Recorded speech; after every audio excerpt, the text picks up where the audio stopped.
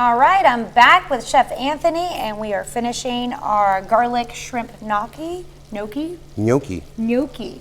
Yes. Learning about this today, the potato. And they're almost done. They're almost done. They take about 2 minutes, 2.5 minutes to cook. So by putting them in right before the break, they're almost done. Our cream is almost to the point. And the way you check for your cream is to take a nice spoon and run it through and look at the back of your spoon.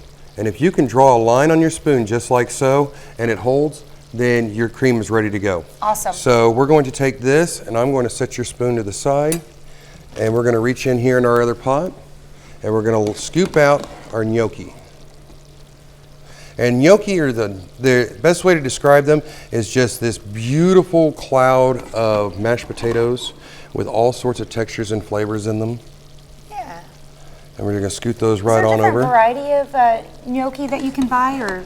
The only ones I've ever seen are just these traditional potato gnocchi. I've never seen any of the others that you can buy. Doesn't mean that they're not out there regionally or in specialty shops. I just haven't seen them. I don't hunt them down. Oh, I got a runaway. Look, did you see that? He was trying to hide. There's one more too. Oh, we don't want to lose any of them. They're so good. Trying to steal away.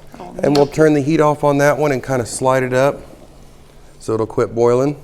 And we have everything here, and I've turned my heat off right now because I don't want it to cook anymore. And I'm going to add my shrimp right on top because I don't want to overcook my shrimp. And again, the shrimp was basted. Correct. In like a butter and spices blend that if you want to see how we put that together, you can watch our previous segment with the basted sea scallops. Yeah, it's our basted sea scallops. And now I've flipped everything around, got it mixed up really well. You don't have to flip it, use your spatula if you're scared. But as I always tell my students, trial and error, do it till you get it right. Don't be afraid of it. What's the worst thing that's going to happen? You're going to make a mess and then you have to clean it up. Yeah, and you're going to make a mess anyway when you start eating this.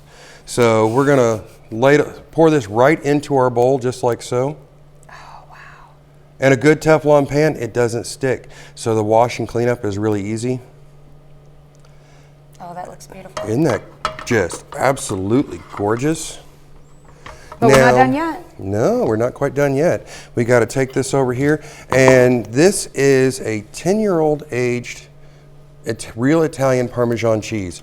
And I'm not going to grate it. I'm actually going to shave this.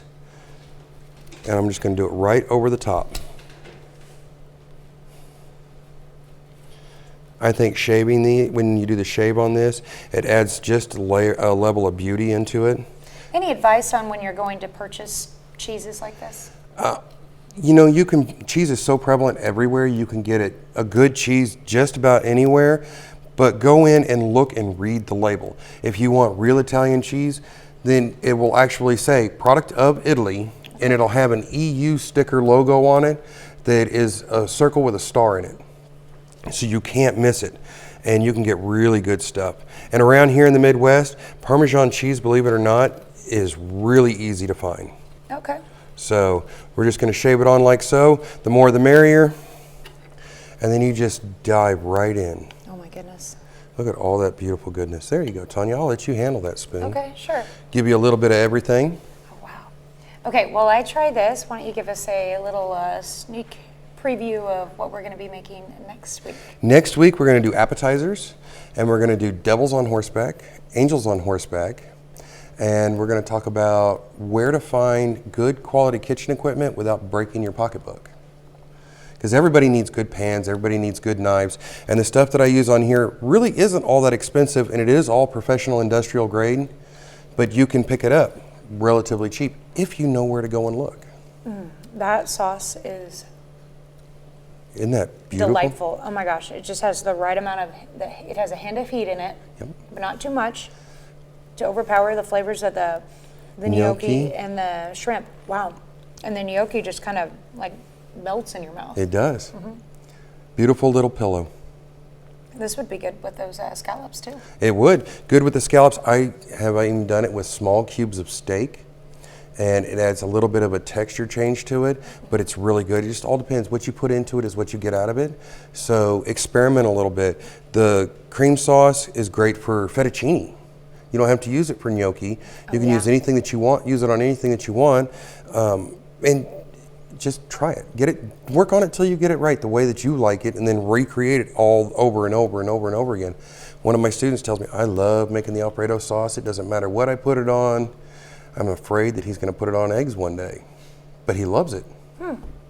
That may not be so bad. It might not be. I haven't tried it.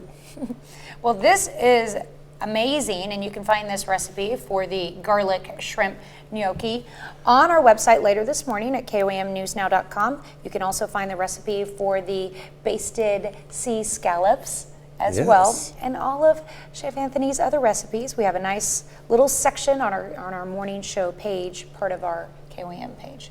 So I enjoy going back and checking them out. Yeah, definitely. Oh, this is good. I'm going to share this with the rest of our crew. I've heard that before. I'm telling you, it's amazing. Good. I'm glad you enjoy it. It's really good. Well, thank you so much for coming in this morning. Of course. I'll see you next week. We'll see you next week. We'll be right back.